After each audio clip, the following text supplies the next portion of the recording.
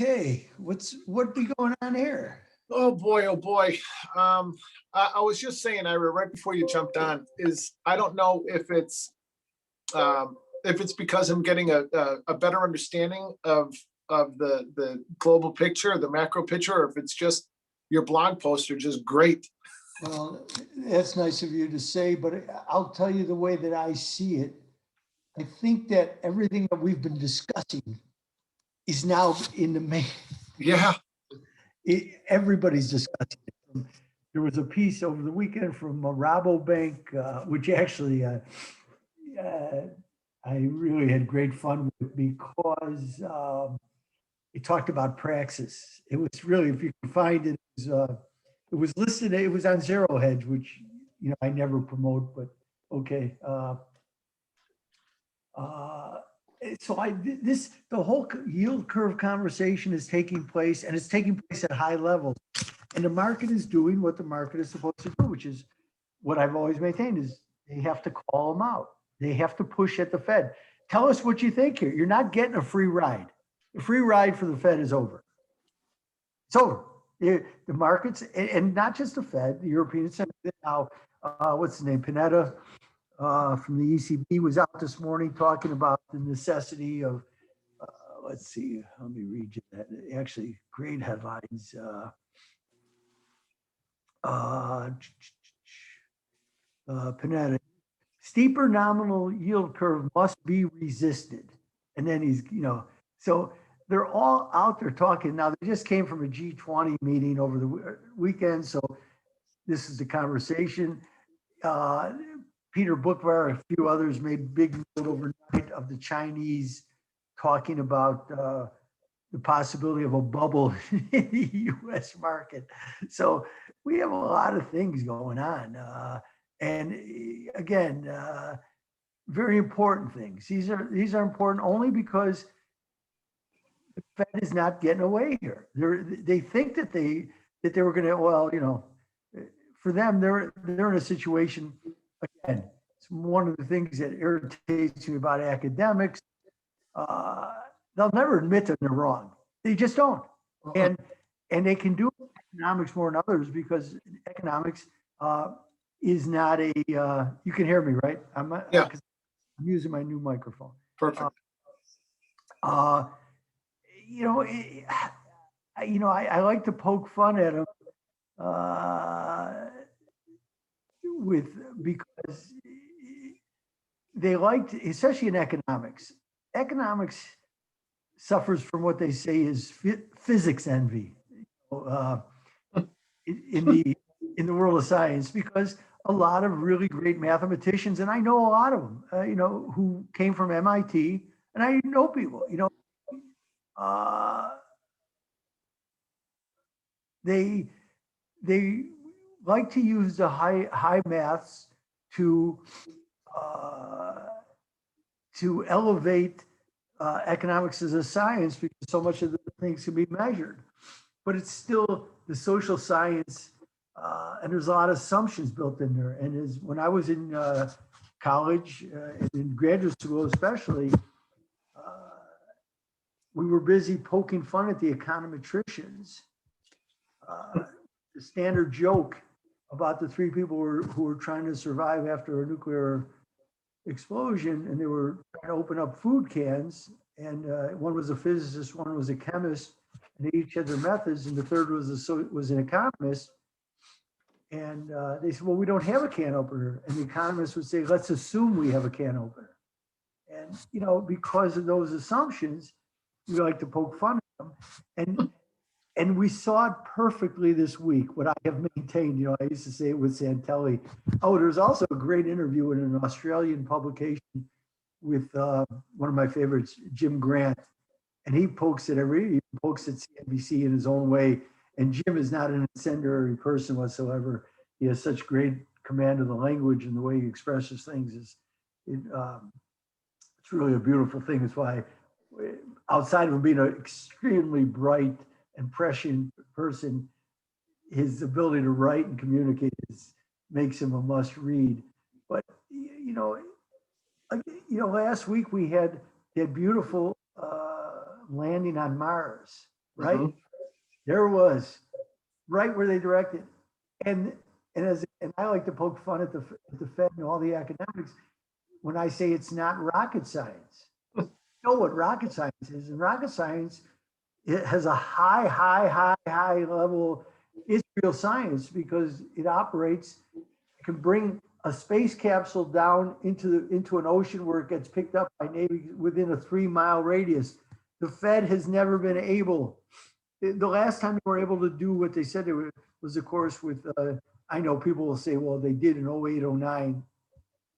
Books still not closed, but Volcker Yeah. that they could bring inflation out. And that's the problem. It's an asymmetrical relationship.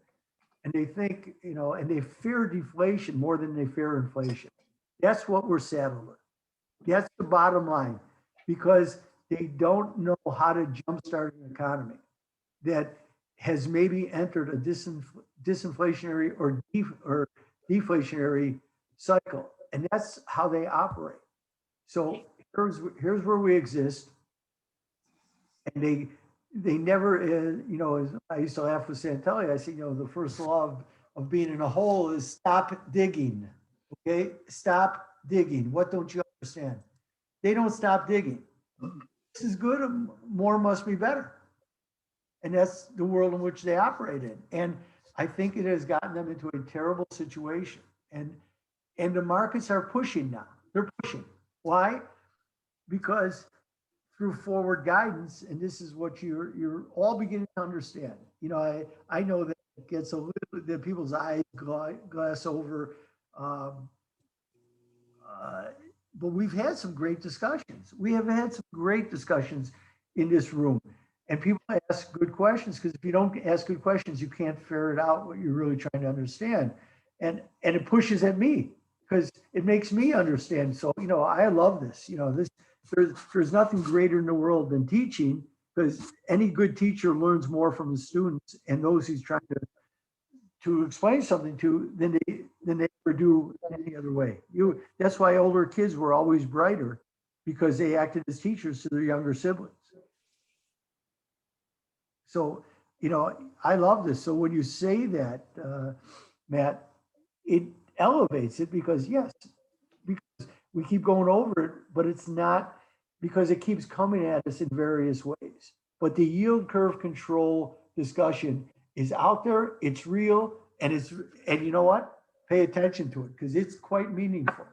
And everybody's there now. And I love, again, the global macro titans, my guys, the guys who I have great respect for, as I say, the Kovners, the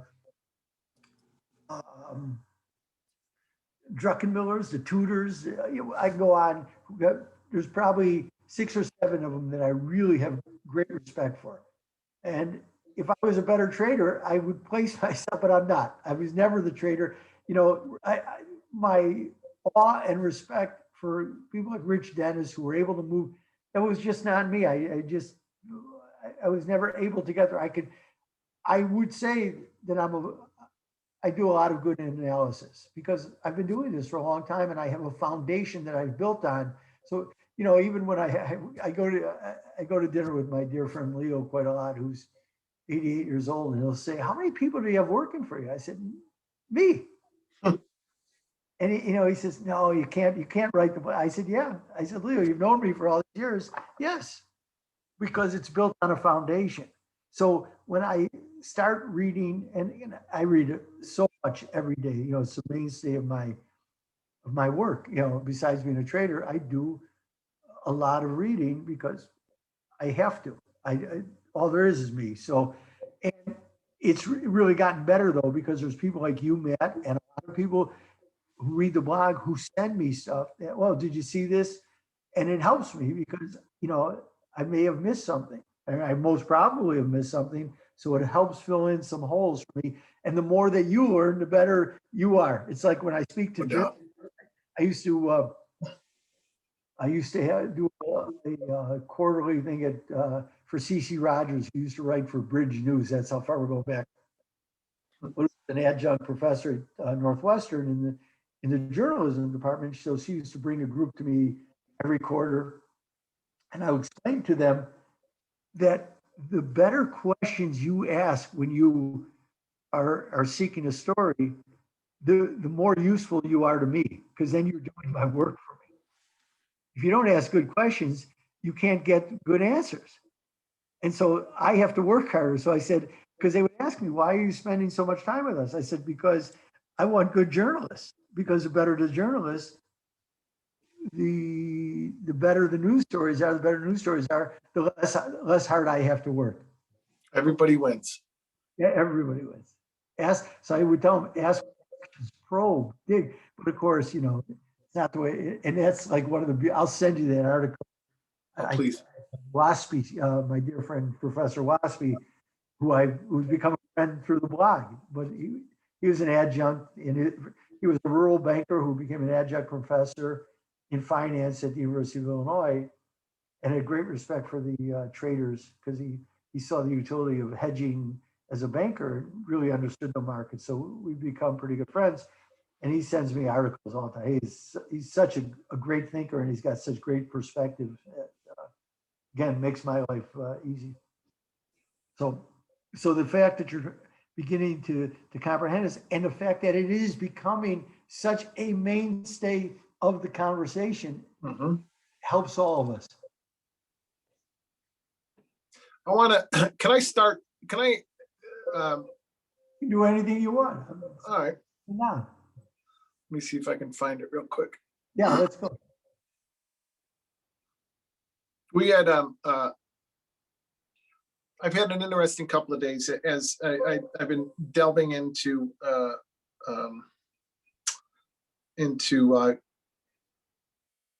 by the way, how is Leo? How's Mrs. Malamed? Jordy told me that his mother was sick. I'm going to tell you what, she's doing great. I was with her Sunday night. We had dinner, Janice and I, and she's great. Great. I'm going to say, I honestly, you know, they're both, I think, 88. Yeah, so she's doing phenomenal. Truly phenomenal. Yeah, she's with her hips, but she is so crystal clear. I mean, great conversation. Is Leo still trading? Yes, he's an avid blog reader, and him and I will go back and forth on some things. Yes. Yes, and yes. You know, once you start doing this work, it's, you know, you go, well, what am I going to do? This is what I know, and this is what I do.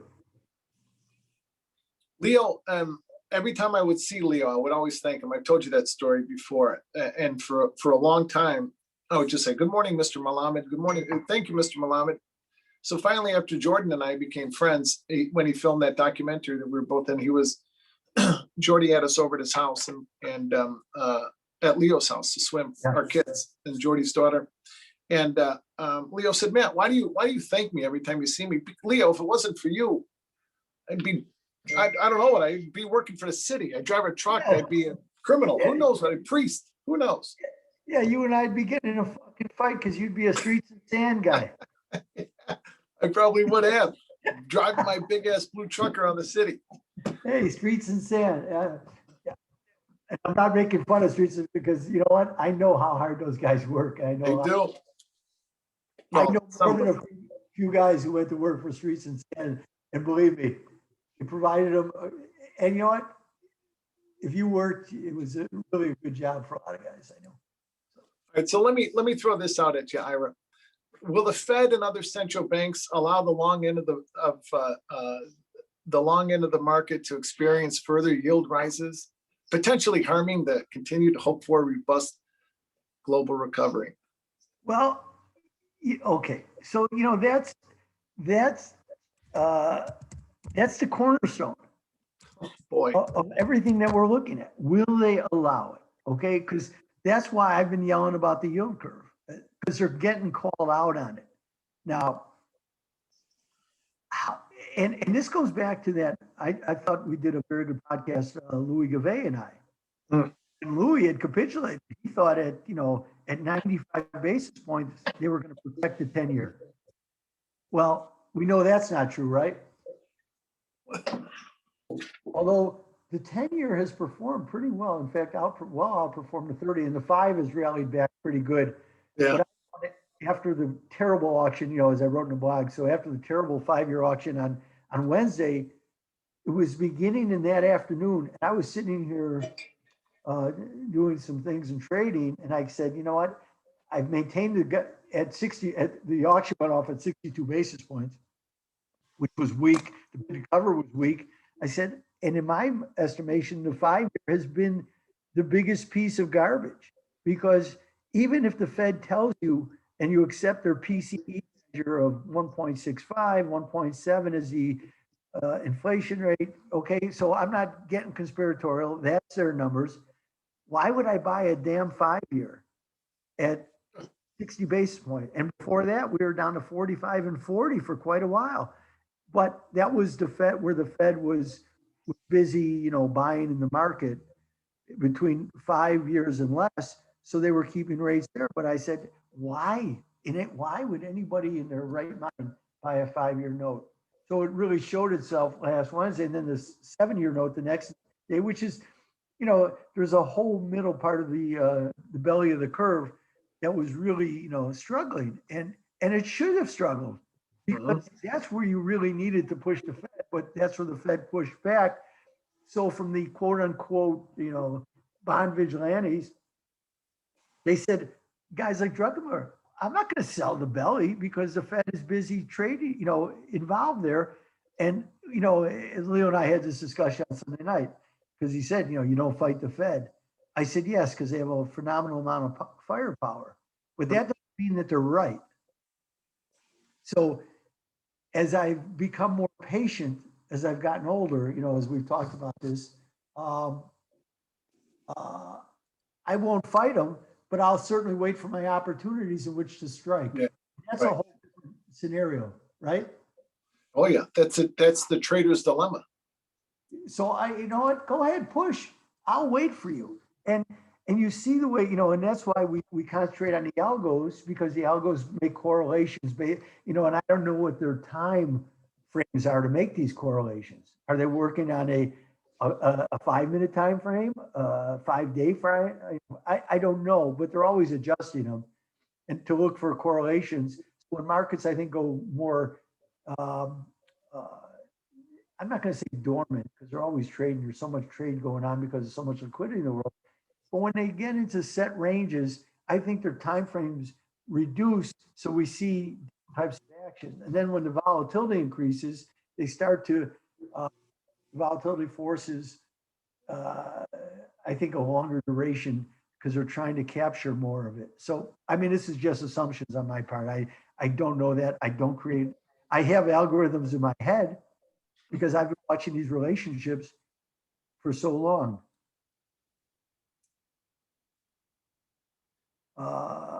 So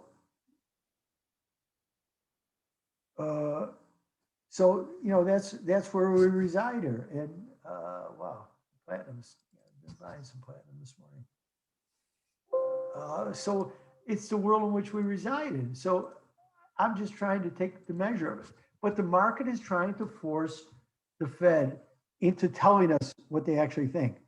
But I think the market is making, it just won't be a Fed. This has to be, and that's why I keep going back to 1946 to 51, which resulted in the Treasury Accord. And actually, in the piece, let me see if I can find it, that WASPy sent me.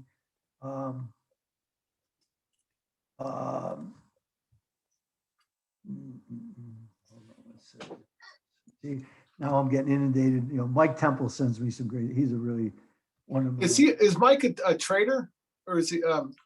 He's a trader. He's a very smart man. Oh, he's a trader. He's, you know, and I've only met him through the blog, even though he grew up in Norfolk. But he worked for his first job. He went from Glenbrook North to Harvard. So there's a guy who worked his way. So I have great respect, of course, as anybody, because I know what that takes to come from, you know, a suburban school without any connections to work your way into. So, and that's a bright guy. Believe me, I know plenty of stupid people who went to Harvard. They were great test takers, but that's all I'm going to say. as I learned last year, 43% of people in last year's Harvard class were some type of legacy or athlete. So, I didn't know that. hold on, let me see. Oh, here, I got it. I'm going to send it to you. This is a really good piece. Where the hell did it go? Yeah, it's not there. So, Mike sends me stuff all day. We talk. We've actually talked quite a bit because he calls me out on things and we challenges it. So, and you can see on the way he writes on the blog. He's not afraid to challenge. So, that's what makes it all worthwhile. And he gets a lot. And if people will follow his line of thought process, that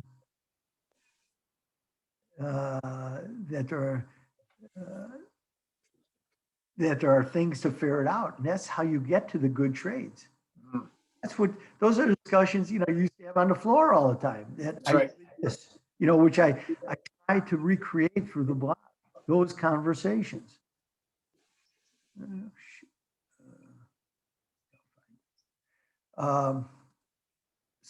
But again, we come back to this whole concept of yield curve control. And as I've maintained, if you actually get it, and it'll come through the Treasury. So this is the importance of Yellen, by the way, being a treasurer. And she's a dominating force. She dominates Jerome Powell, right? In my mind. When she talks, I think she gets far more respect. I do. And it'll be coming from her as to what the Treasury is going to be seeking, because it's them. It's the Biden administration that, if interest rates really start to go up on the long end, is going to have some of their programs undermined. So they have to be very cognizant of what's going on here. And I've always maintained this. That's why we watch it, because let's see. Yeah, I think this is it.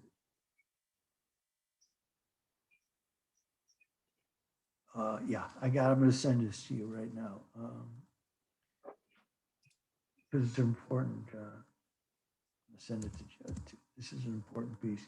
And watch the way it's very interesting because of the way he deals with CNBC in there, by the way, too. So I've been ripping at him myself.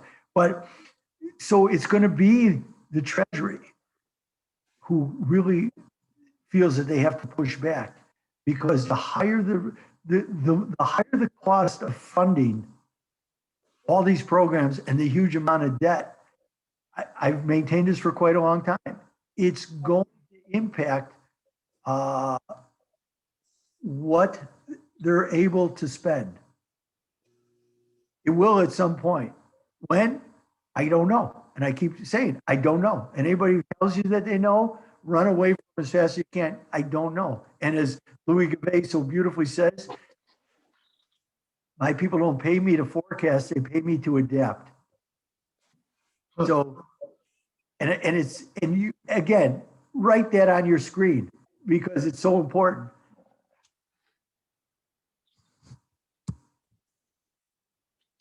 That's something that's familiar to, or similar to something I always say about trading.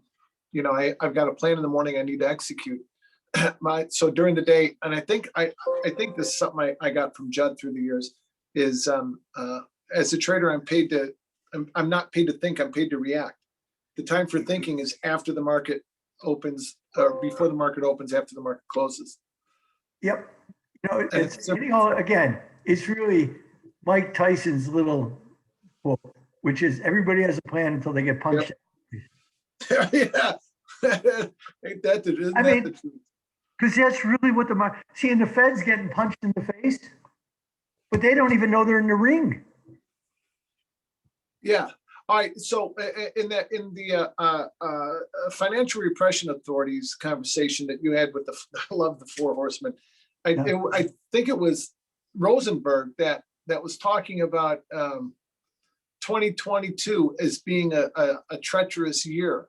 So is that when and it was I've got to go back and look at my notes. Wait, say that again. I think it was Rosenberg in the conversation you had of the four horsemen with Bernoulli, Yeah. that spoke about the market, that, you know, equities continually rallying and go, or at least sustaining the rally going into 2022. And then the Fed, then the $1.9 trillion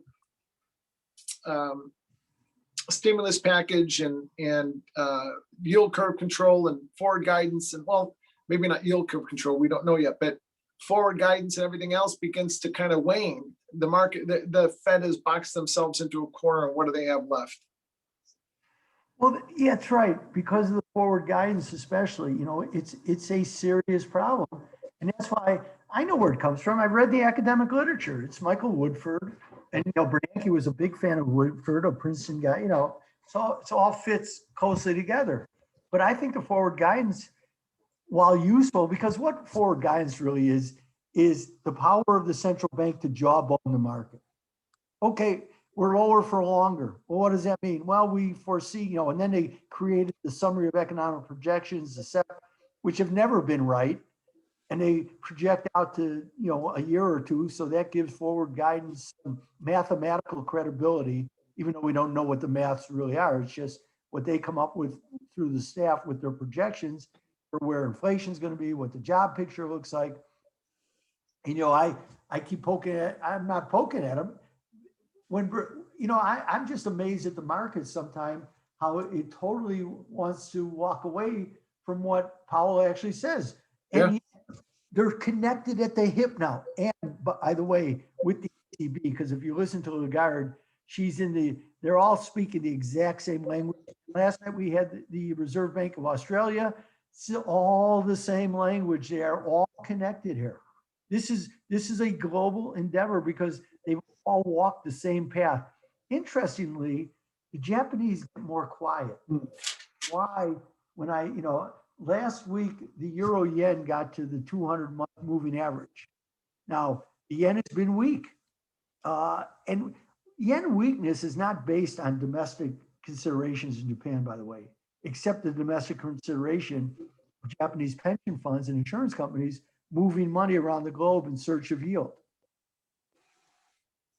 But at some point, you know, I am watching it very closely, and you know, my idea is always to be able to define my risk. I'm willing to take on risk, but I have to be able to define my risk.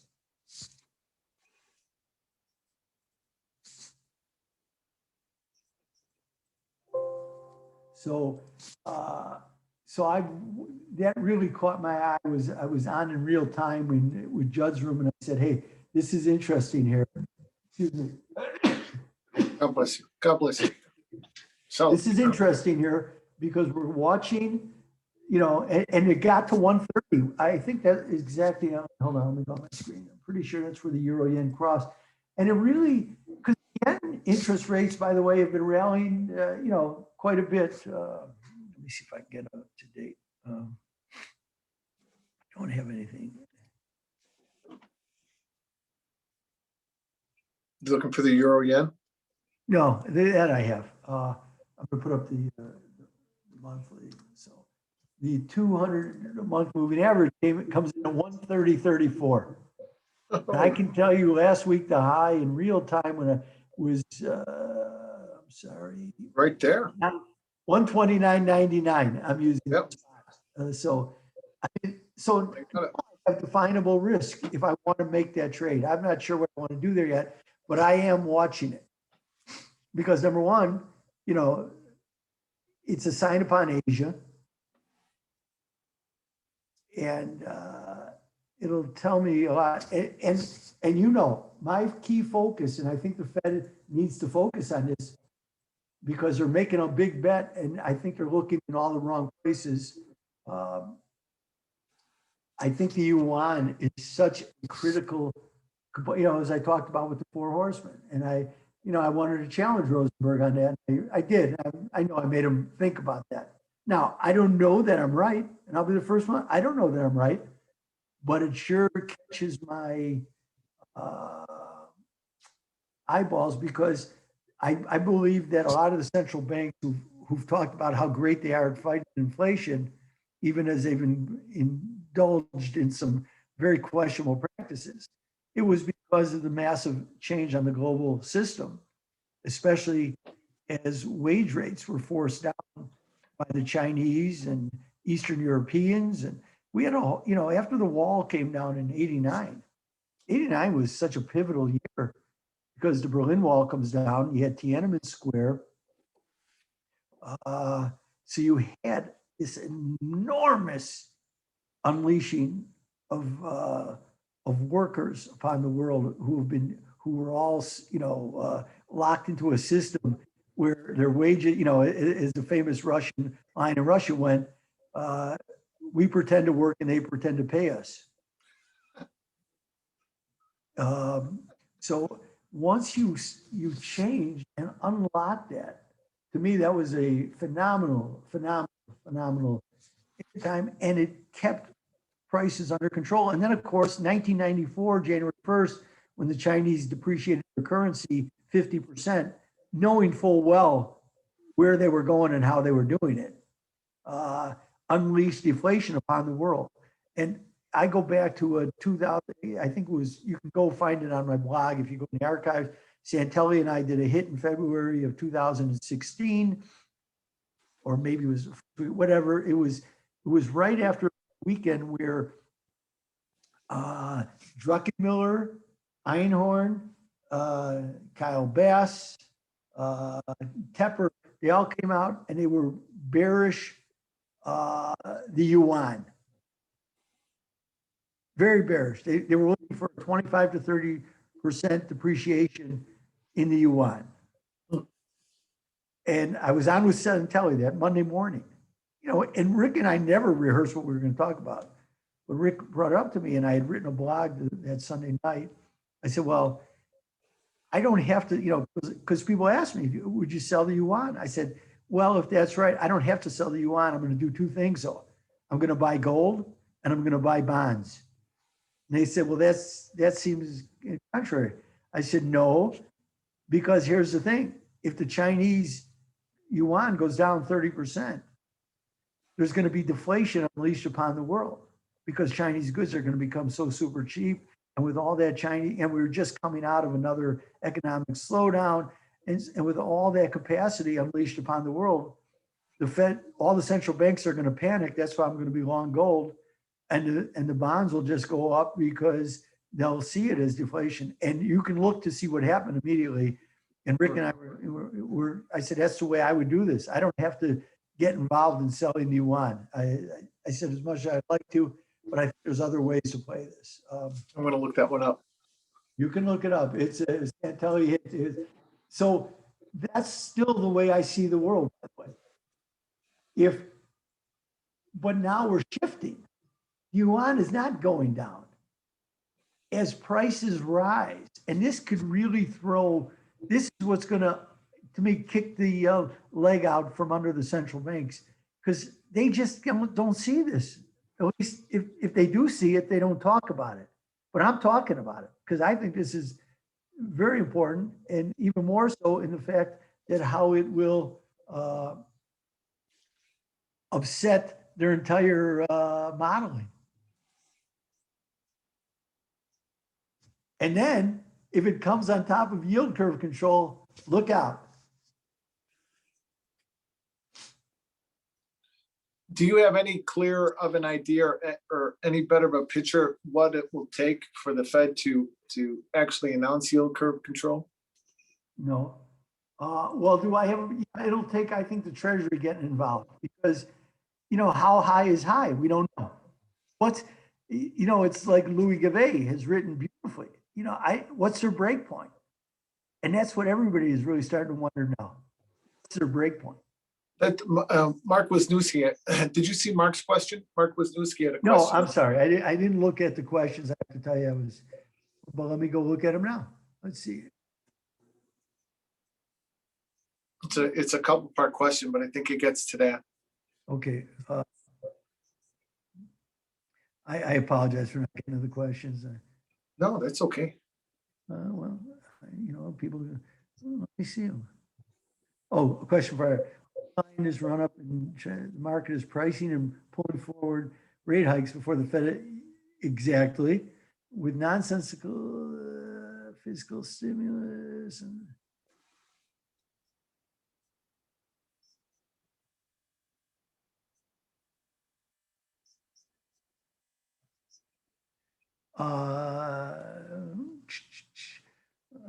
yeah, this is the ultimate question as far as I'm concerned. It sure is. So okay, so will they let it? So will they let inflation run hot? They told you they're going to let it run hot because they came up over the, when was it, in the summer when they were talking about average inflation targeting, right? So that means that they would take an average. So what's the average? What's the mean that they're searching for? Is it going to be 20 months, 10 years? Because they've proclaimed that inflation has run well under their numbers for 10 years already. There's been no inflation. So I don't know what but they will let it run hot. They have to. First, they are duplicitous. And they are duplicitous. Hold on one second. Let me talk to the boss for a minute. Yes? How are you this morning? Yeah.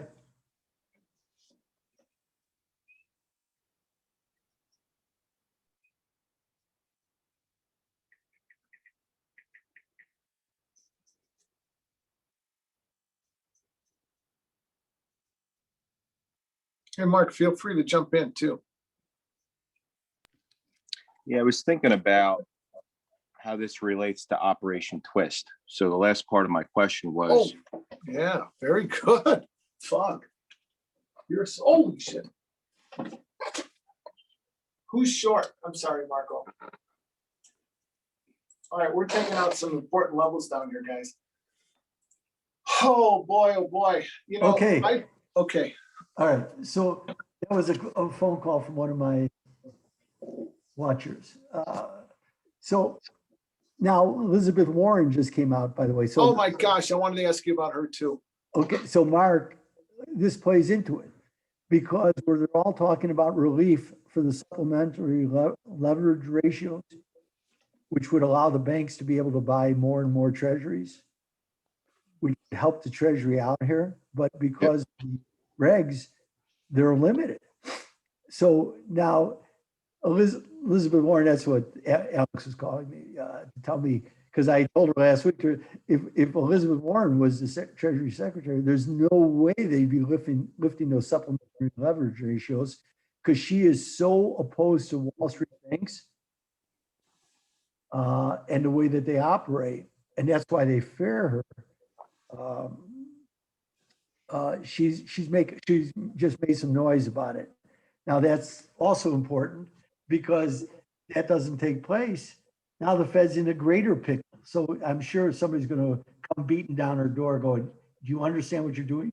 You're actually, you're undermining everything that you really want to get done by attacking the banks and not extending the relief on the supplementary leverage ratios, which expire on March 31st. So more is probably why the stock market broke, again, and she's a person with a lot of influence and power. So yeah, so I wrote my question and I was digging a little bit more, and I think I kind of almost answered one of my questions. It's what's the perceived plan around central banks this go around if unexpected market conditions take hold? Meaning last time we started hiking in December of 15, and their target was to start, I guess, to project in March of 2018. But then again, it seems like they're floating the idea of Operation Twist to kind of, flatten out the curve there. They talk about these tools that they have. And I guess one of the more prominent ones that I'm reading about is let's bring Operation Twist back. But by the way, people forget that I think the first iteration of Operation Twist was what back in the 60s? Well, no, the actual first was it from 46 to 51.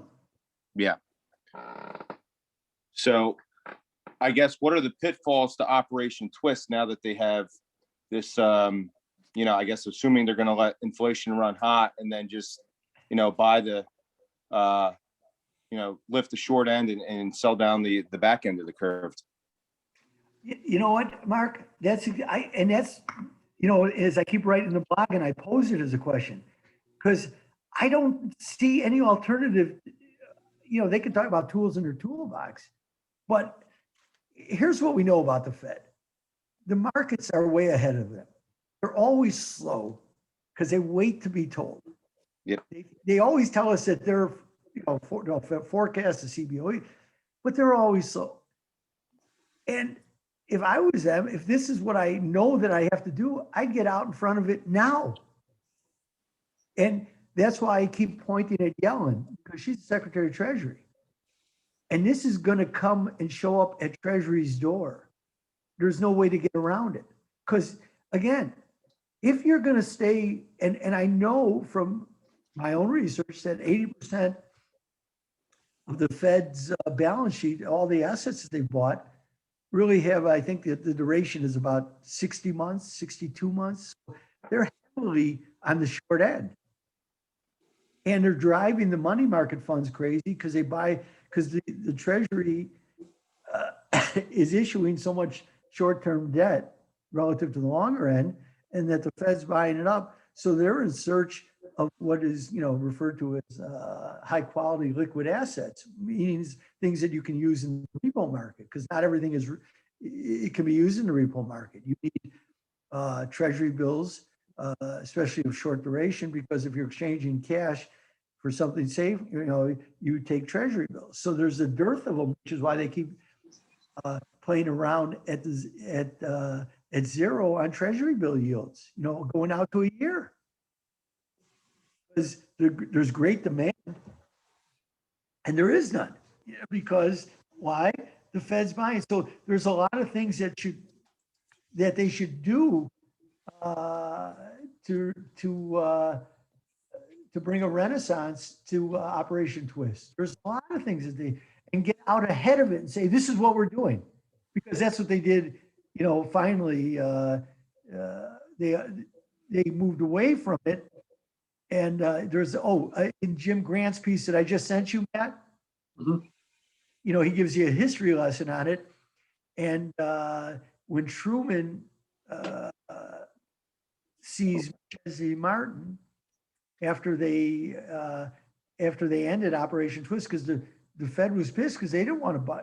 They had to keep the cap on 10-year yields, I think at 2.5% or 2.75%, even with inflation running at 6, 7, 8%, by the way, as the Korean War heated up. And Truman was so pissed at him when he saw him, and because, this is the guy he appointed to the Fed.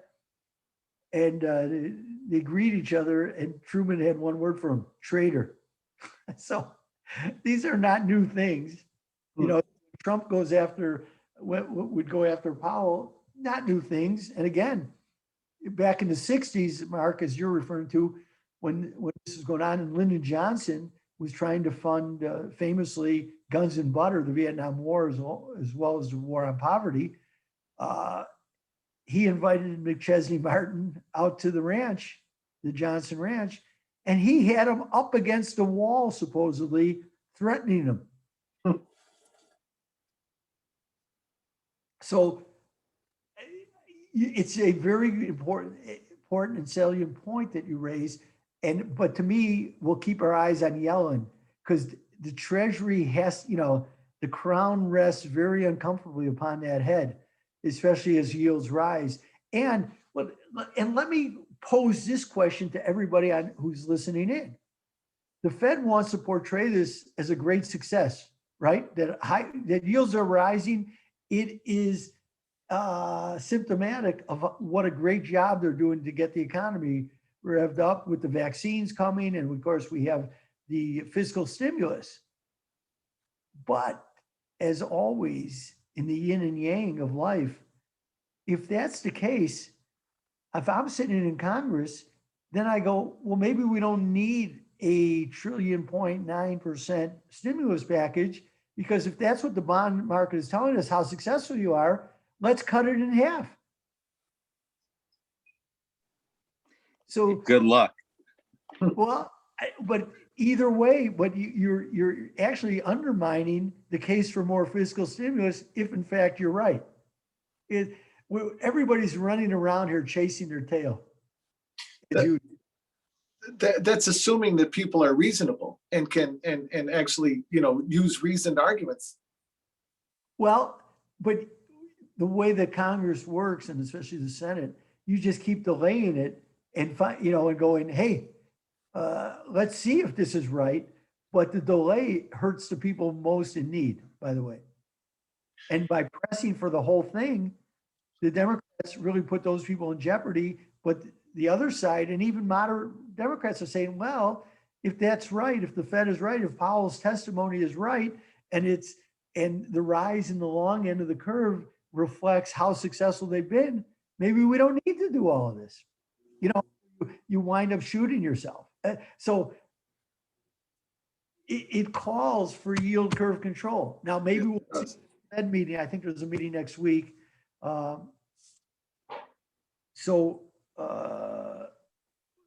will, 16th. yeah, so we'll take a good look at that because maybe they'll tell us something more. And again, Powell, there's really a disconnect between some of the regional presidents and the governors, because Clarida and Brainerd have been very, very dovish. The regional presidents are a little more, well, you know, there's a lot of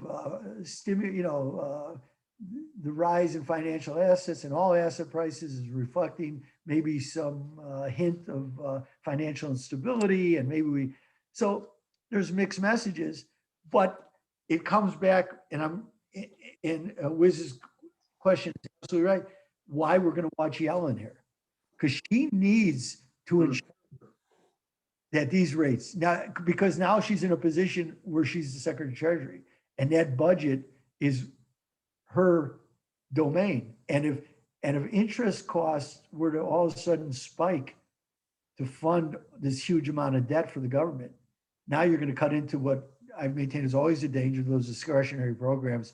And now you're in the hot seat of politics. So she's probably sitting there going, I got to get out ahead of this, but Powell won't commit. But I think she has enough prominence in her being that she'll sit down with Powell and say, you know, it's not that I'm asking you to buy more. I'm just asking you to change the duration. That's what we're talking about. When will it come? I don't know. But I'll tell you what, if they were to go down that course, I think that then the dollar gets whacked. But I don't think that they're opposed to. When I say whacked, I think we'll go and test certainly the 126 area on the euro, which is, I believe, interestingly, let me just be, now the Europeans have been out clamoring for all kinds of, the 200-month moving average, and all of these are mean reversions for me. The 200-day, the 200-week, just shows me how the 200-month moving average on the euro is 126.22. So when people talk about, oh, the dollar is getting slammed, that's nonsense. The dollar is nowhere. If I give you over the last 10 years, the dollar is actually higher. You know, what years should we talk about? If I go back to June, we're still, you know, we're right at where we were in June of 2010 on the euro. So, and the average, again, the 200-month moving average, which gives you a good view, is 126.22. So by what measure is the dollar being slammed? It's not. It's not. So that's just more nonsense from the. I don't know if you saw Lizzie Warren floating the idea of a wealth tax again. She was on CNBC today. Well, she did, and in her questioning last week of Powell in his testimony to the Senate Finance Committee, that's all she pursued. She wasn't there to ask him anything else about its impact, and she was trying to lay out the case for the importance of a wealth tax. So I don't know. You know what? This S&Ps went up 3% yesterday. So, you know what? They're almost at their all-time highs. So Mhm. the market's not reflecting to me that they're concerned about that type of tax ever seeing the light of day. Yeah, I'm sure. Well, unless there's a fundamental shift in politics, but is or the Fed losing control of monetary policy and a need for further stimulus. One of the something that caught my ear when I was half listening to her this morning on CNBC was, and I haven't had time to look it up. Unemployment for those making under $30,000 is 20%. Wait. Give me those numbers again. What she wrote or what she said was unemployment for those making under $30,000 is 20%. Yeah. And I'm not going to lock up with that. I don't know. Maybe that, but don't forget, it's Powell who keeps telling us that real unemployment is 10%. That's right. That's why it jumped into my mind. So Ira, Robert Seco. Oh, yes. I have a similar question. So if it's not Fed, then which central bank, if any, should be used as a canary in a coal mine as far as a central bank's change of policy on rates? Very unlikely, but which government should we be looking to and say, aha?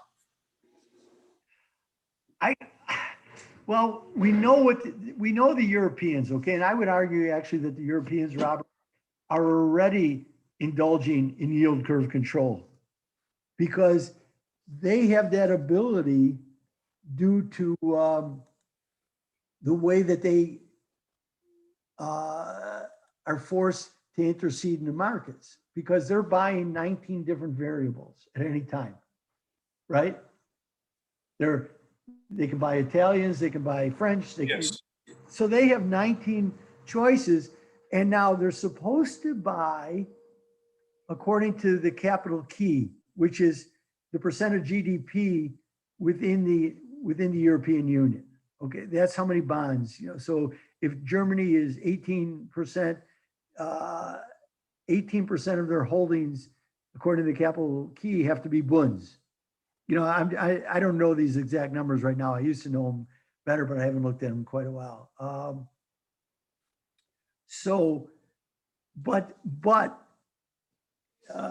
As Draghi said, don't get caught up in the issue of stock and flows. Yes, the stock will be there, but the flows on any given time for any short period of duration can change if we need to buy more Italians, a lot more Italians, in order to hold Italian rates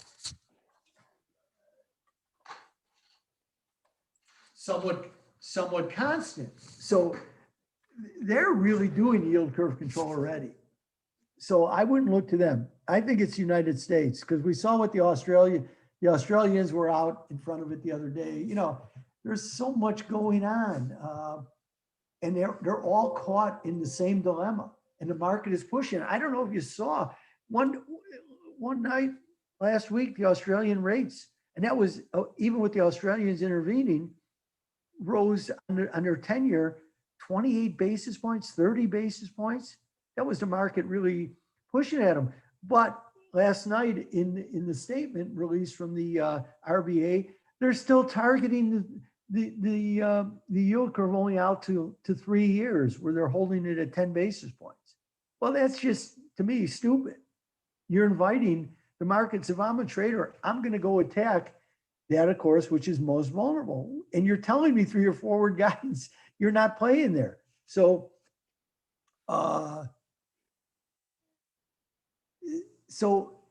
it will be the U.S., I think, Robert, to answer your question.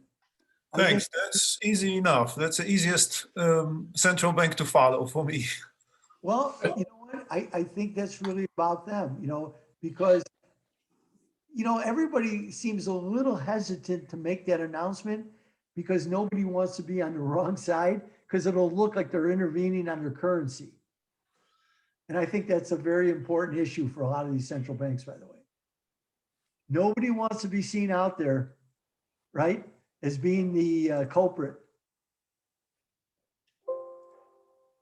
of Hey. I'm the one who's intervening to keep my, because when does domestic monetary policy really act as a type of currency intervention?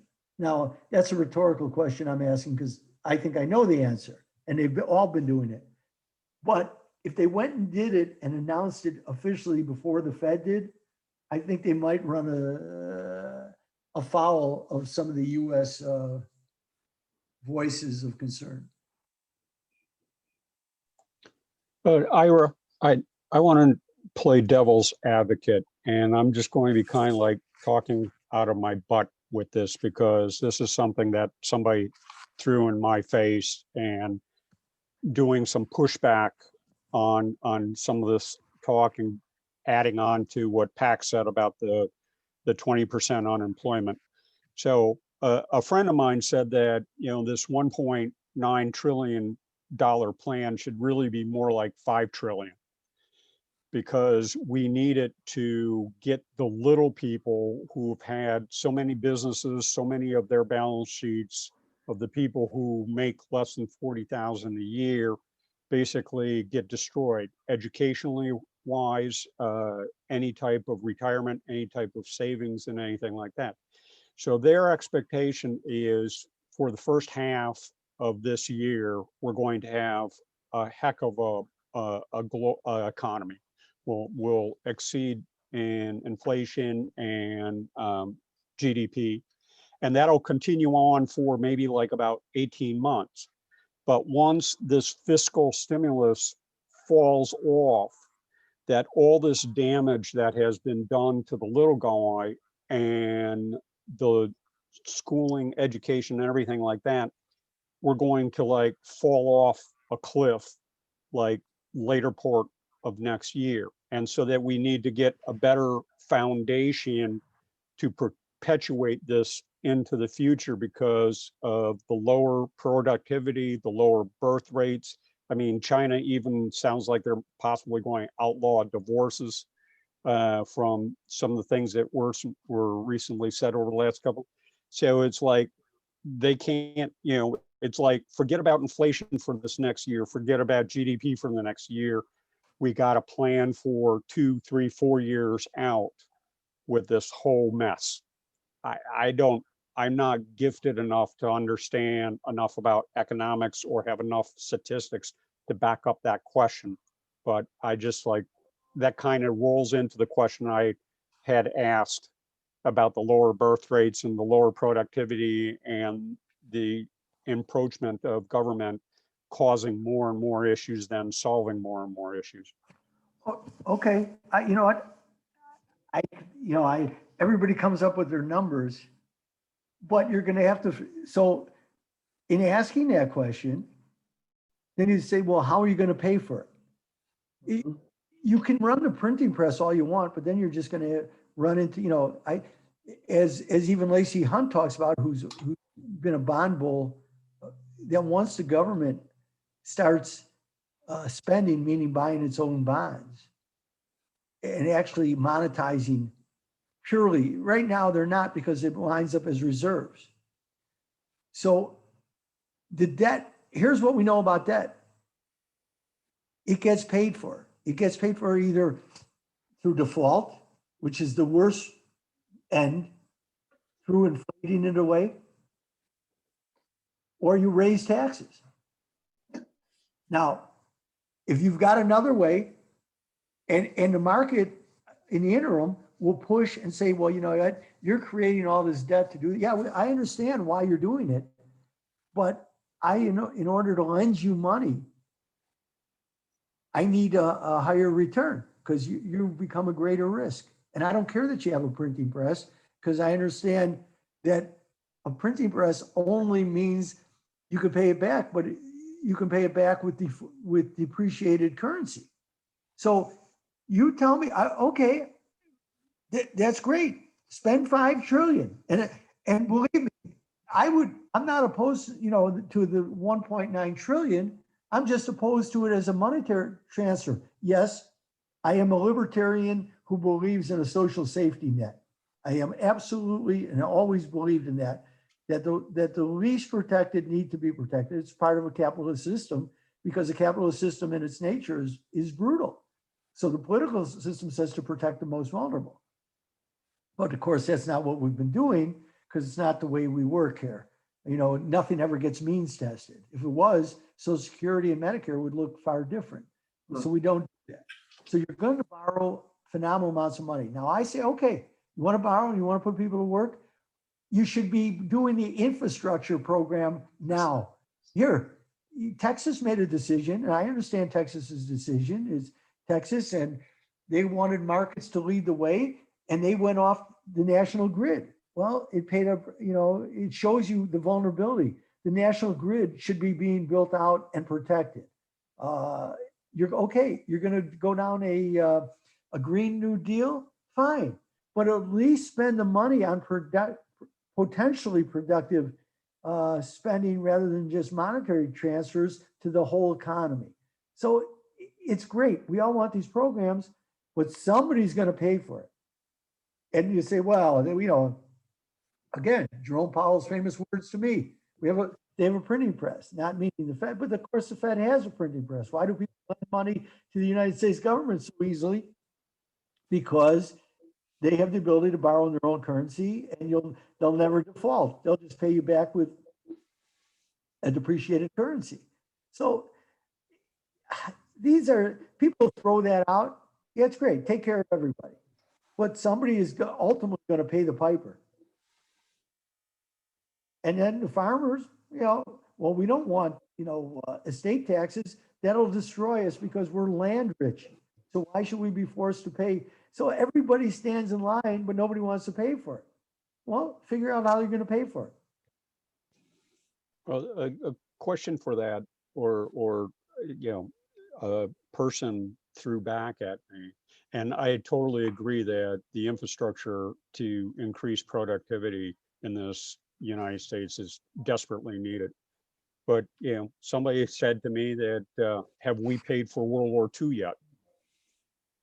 And so it's like perpetually pushing the bill out to the end of eternity, or what the Japanese have with the amount of money that they've spent. I mean, at some point we'll probably just wind up, it'll all get wiped out through war. Well, so it's a pretty dismal outcome if you see it that way. Now, have we paid for World War II yet? I would say yes, in phenomenal, because we don't have perpetual bonds. So whatever debt was borrowed, that debt was paid back long ago. Now, we're taking on new debt for new things? Yeah, but World War II was paid for because the United States was, as the Chinese would say, was the global hegemon and dictated to the world about how things were going to work. It was a big part of the dollar being the world's reserve currency. And we paid it back, and we borrowed more, yes, of course, through the Marshall Plan to elevate Europe and Japan. But I would argue that we paid that back long ago. Now, have we paid back Vietnam? That's a different question. Have we paid back Korea? That's a different question. Have we paid back the Gulf Wars and Afghanistan? That's a different question. But we paid back World War II because we were actually, somewhat fiscally conservative, but we also operated in a world where we had a free and very powerful hand. I don't know. To me, that's a straw man argument. I have to deal with what I have to deal with. And I look out and you say, well, I look at my children, my grandchildren, I say, who's gonna bear the burden of this debt? And yes, we want to do everything for it. And of course, Jerome Powell uses the phrase, Janet Yellen uses the phrase, and Biden uses the phrase, and the phrase is, through all these people who have suffered through no fault of their own. Well, I'm going to tell you what, everything that the government does, somebody pays a price.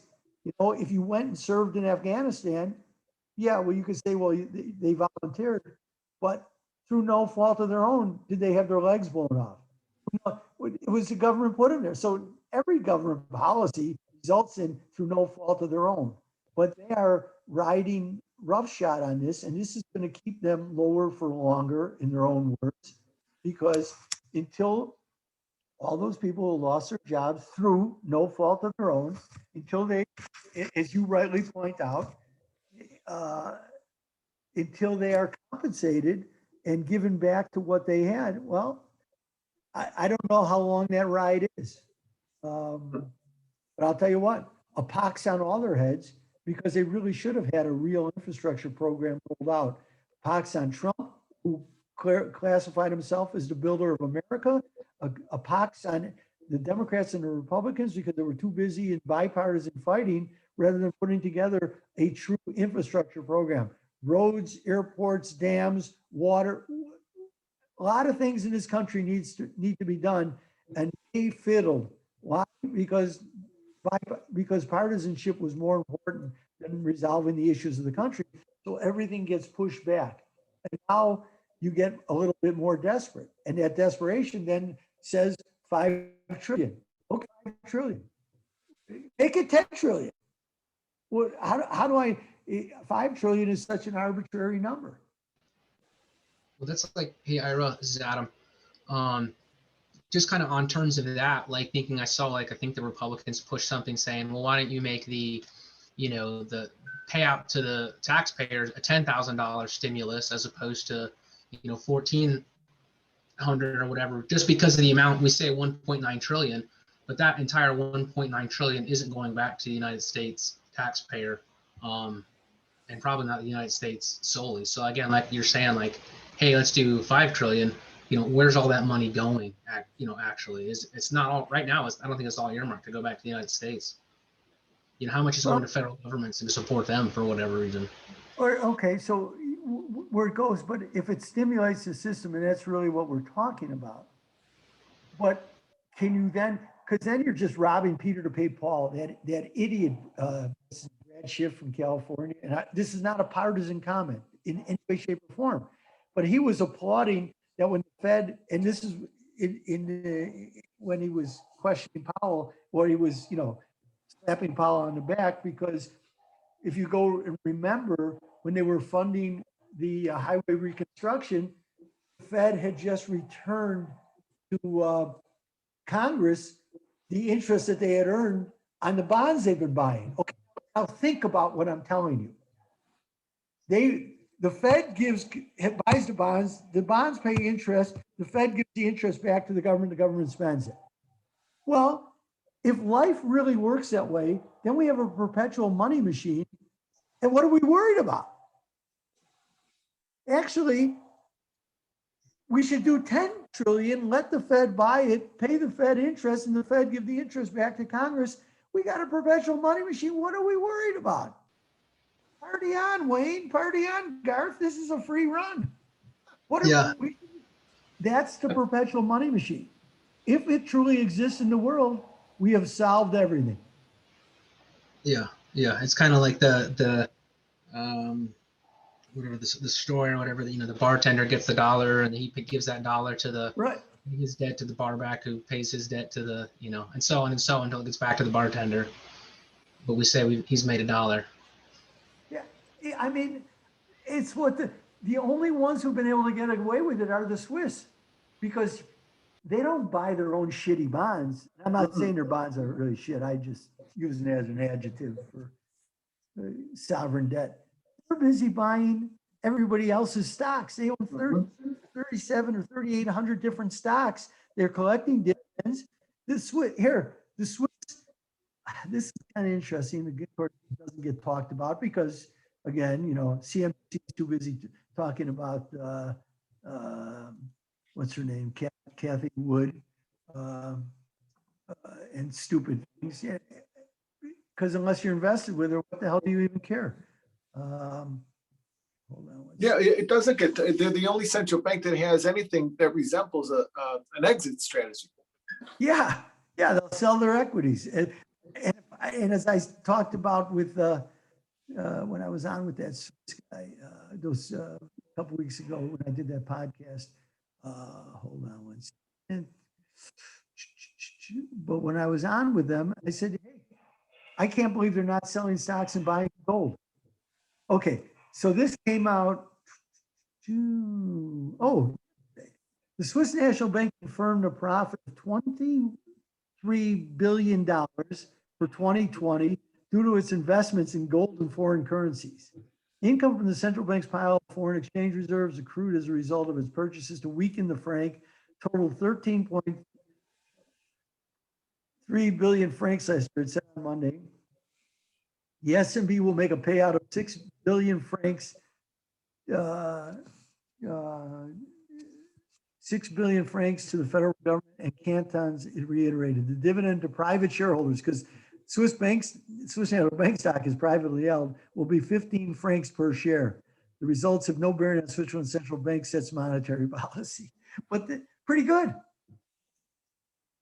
Pretty good.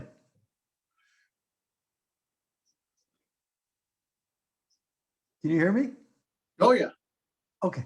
So, I mean, that was, and nobody talks about it, but that's a much better perpetual money machine.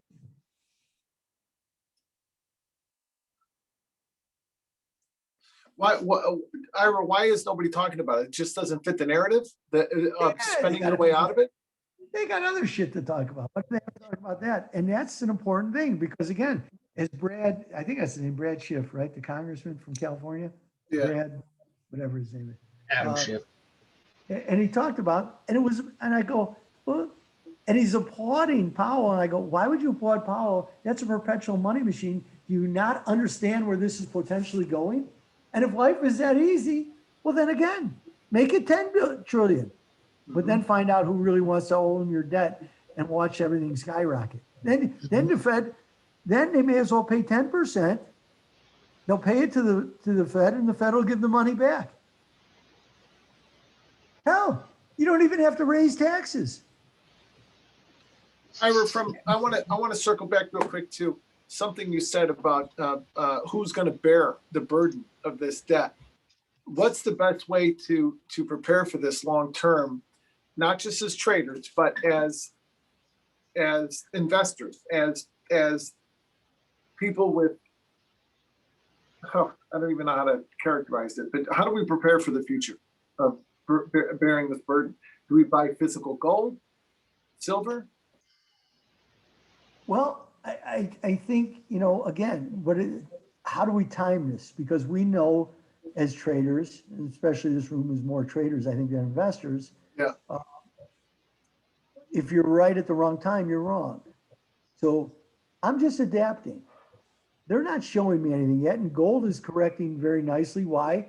The gold, which was being run by the 30-year, I think for the last 4 or 5 months for sure, I think last week suffered as the 5-year yields jumped by 25 basis points and is now under that cloud. Although it was interesting to see because they had the gold down to 1705 last night, 1704.60 in the April. And then by the time I woke up this morning, it was already $10 higher. Now it's only $3.50 higher. Mm-hmm. But I found that interesting that because I was expecting to have a shot at buying gold at 1650 to 1660 today. I really thought from the way it was trading last night, and then it flipped around. Now, Me too. huh? Me too. I'm looking at 1650. I got orders in to buy them at 1658. Yeah, I put the orders in. Those are my gigantic wish orders. I thought once it got under 1710 that it was going to be a free run. But I was wrong. And they brought it back, and that interested me. But they brought it back when the Europeans started talking. But by the way, have you looked to see what the dollar has done this morning? Yes, that was my next question. The dollar's extending its rally. No, it's turned around. Has it? Oh, the dollar's lower. I've got end of day. I don't know why in the hell my CQG is only giving me end of day data. All the currencies have flipped around. All the currencies have flipped. So, Oh, look at that. so that's interesting in itself too. And again, I don't have, we don't know the timing of this, but I am sure paying attention. Here, I just got a thing from Mike Temple, about SLV saw yesterday. SLV, you know, which everybody's watching, a 6.5 million ounce outflow yesterday. Okay. Now he quotes this guy, Ed Stair. I don't know Ed Stair. But Ed Stair thinks it's not an outflow, but rather a big holder redeemed his shares for physical silver. Again, we don't know this. Not yet. We'll know it. It's like when they release, you know, Warren Buffett's holdings. Yeah. Am I going to buy it? No, because he's already pushed everything up that, you know. So people would do that. It's like when Kramer would come out and talk about his stock picks, and somebody did a study and reflected that if you listen to Kramer, you know, this was a study years ago. So I'm not just poking at Jim Kramer, but if you bought when you were a huge loser for the most part. So I don't know, you know, inside money is not telling me what they do. I watch the markets to get a sense of what's really going on.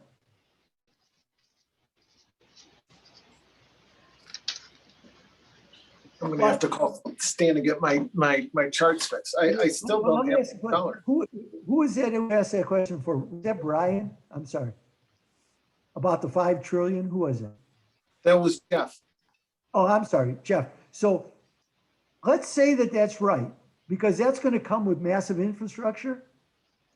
I'd be buying as much, you know, again, industrial-based metals. Mhm. You know, I'd be, you know, and I think one of my best calls of the last year has been when I put out. when Oh, everybody God, was don't looking- bring it up.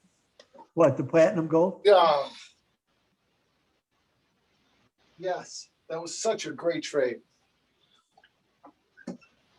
And you know what? So I'd be looking at trades like that if you think, but again, don't rush into them.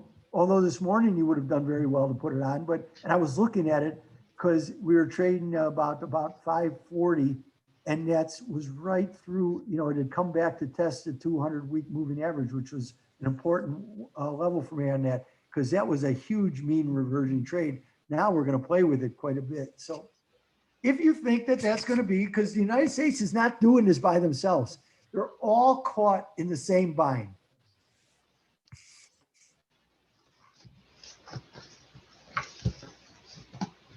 I mean, Ira, you've had great calls in the copper market and soybeans and. Jeff, you don't do that to me. You're turning the knife. No, I appreciate that, because that's what we're here for. How we execute them, that's on us, which is why I don't tout things. You know, people paid me, say, I'll pay you this, you know, create some trades. I go, no, because my risk levels are not your risk levels. Now, we can sit here and discuss this and get pointed to the right direction, where the market is focusing or will focus, hopefully, and let's be there to avail it and take advantage of it, because that's what we're all about, right? The rest is just commentary. That's right.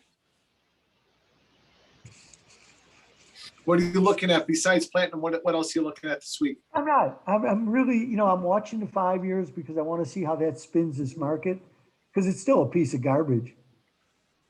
Because why should, and a 5-year note is a capital asset, and because it's a coupon bearing instrument. But if it's paying me 70 basis points, and inflation by their measure, and they measure it to a lower end because of the way they deal with housing and a few other things, I'm losing, you know, 100 basis points here. At least if I buy a 30-year, even by a 30-year or 10-year break-even levels, at least I'm close to a real yield of 0. But yet the market keeps pushing, and I understand that's the trading aspect of this market. They're going to attack where they can attack. And why should I fight the Fed? If the Fed's buying 5 years and less, I'm kind of a fool for fighting them. I'm going to go where they're not buying. So Yeah. Yeah, me too. And I'm going to jump off, and I'm going to leave you with my new favorite quote from Deng Xiaoping. I don't know whether I introduced, because I've been reading his biography. But I want you to really pay attention to this because it really tells you about the Chinese for the last 40 years. Now, it may be changing under Xi, and it is changing a little bit. But under Deng, and he paid for it with a little time in prison for this view, or he didn't actually go to prison, but he was pushed out of the government for a couple of years after Mao died as the battle was on. Practice is the sole criterion of judging truth.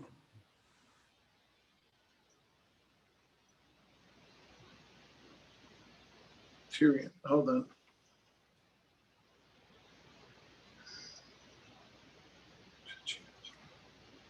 Say All that right, again. yeah, practice is the sole criterion to judging truth.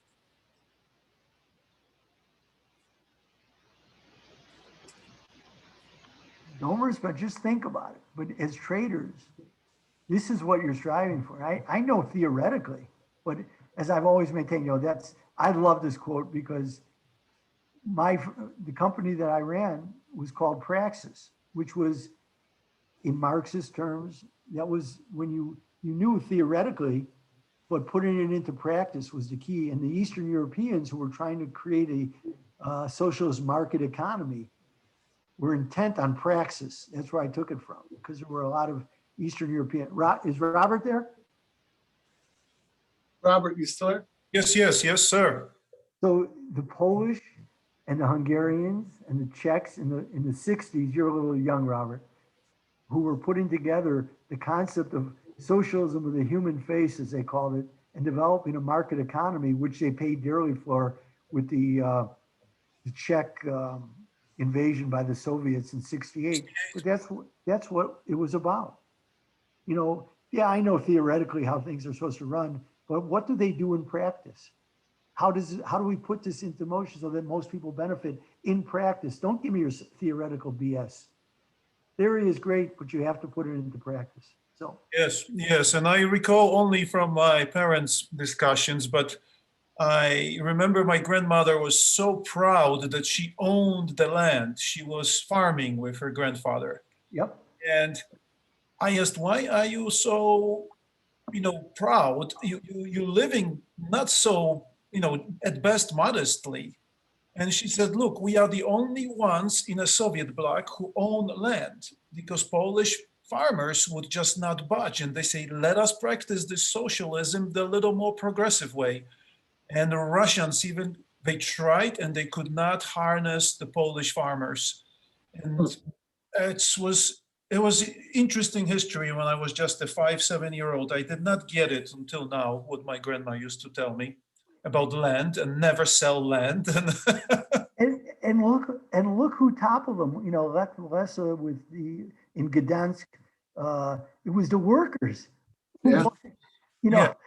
And you've mentioned the Berlin Wall, but I was with Ford Motor Company in 1992 in Poland, and I saw this crumbling already 4 or 5 years before the Berlin Wall went. And I said, wow, I actually considered moving back to Poland, but my whole family is in Detroit and in Chicago and all over the United States. So there was and my wife's family too. So it was interesting times. I witnessed it with Ford Poland between 92 and 99. And then I moved on to Germany. You've seen it. And the unleashing of that workforce changed the world. And that's really the good thing about reading that Jim Grant piece, because he's so good at it. And it's really important. Very, very, very important. And I witnessed that on a Ford assembly line. We had lawyers, doctors, double MBAs, PhDs, just because of the economic turmoil. Everyone was looking for the job, and we had the best crew, not because the Polish people are the most educated, but because of economic situation in Central Europe. You could pick the best of the best just to work on a line, make Ford Transits, Ford Escorts, Ford Focuses, and no wonder the European headquarters were scratching their head. How could you get such a good quality? Well, we had the best workers, best trained workers by just the virtual economic times. Well, and I'm going to end with this, Robert. I got stuff to do, but if you look at what Germany did with Hartz IV, under Gerhard Schroeder, when German unions, who were the most powerful unions in the world, when they acquiesced to accepting a wage freeze for the most part, it was because they knew that with the advent of the euro and with the Eastern European countries coming into the euro and into that market, as a labor market especially, the jobs were going to move to Eastern Europe because the Eastern European workers were every bit as good as the German workers. They just needed to be educated and unleashed. And they were afraid that those jobs were going to just run where wage rates were so much lower, but the work standards were phenomenally high. So they willingly accepted a freeze on wages. And, Germany, it was a huge benefit. And that's when Germany really starts to take off by 04, 05. Until this very day, if you see a Porsche subcomponents are made in Slovakia, Bratislava, in Finland, in old East Germany, absolutely, you're right. They're still riding. Listen, it was the same principle as NAFTA. Don't fool yourself. Absolutely. They knew, and it was to put pressure on them. They knew exactly, and the German industrialists, they knew exactly what this was about. And they squeezed, and the German labor was smart enough to say, you know what? No, we're not going down that road. Okay, we'll take a wage freeze. And so, of course, German inflation dropped dramatically, and the whole interest rate structure in Europe changed dramatically. So, all right, I'm jumping off. This is usual. This has been really good. Thanks, Sarah. We didn't ferret out any real trades yet, but the discussion on yield curve control is very important. And I'm going to say I've been way ahead of this, and I'm glad, but it's cost me money as usual because I keep looking for it. And I know we're going to see an announcement. And I don't know whether it'll be a joint because this will be emanating from Treasury. Yellen has to get out in front of this in my mind. I don't see how there's an alternative.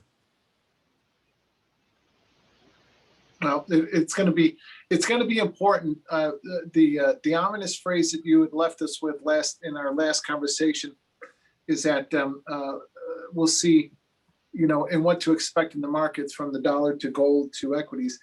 I think the important phrase that you had used was it'll be the last leg up in equities. Okay, so let me just one more warning. So if this theory is right in practice, the bank stocks should become a bellwether of the impact of it because they should back up here. Because right now, as the yield curves have steepened, the bank stocks have rallied phenomenally. Yeah. This has been a 50% rally in JP Morgan. Goldman is almost 80%.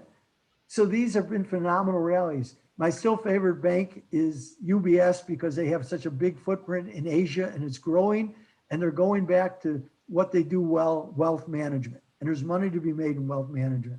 So that's what I'm looking at. The other ones, I'm a little, because I think this is right. I'm out of my domestic. I don't think I own any US banks at this moment. But if I'm right, and again, my forecasts are, I adapt. Forecasting is, I'm just thinking it through and I'm looking how I'm setting my strategy and my tactics, how to adapt to when I see it unleashed. That's all. Nothing more, nothing less. Perfect. Well, thanks again for your time, Aaron, and we'll talk. Okay. All right. As always, great. As always, thank you. Thanks for having me. You're welcome. Thank you for being here.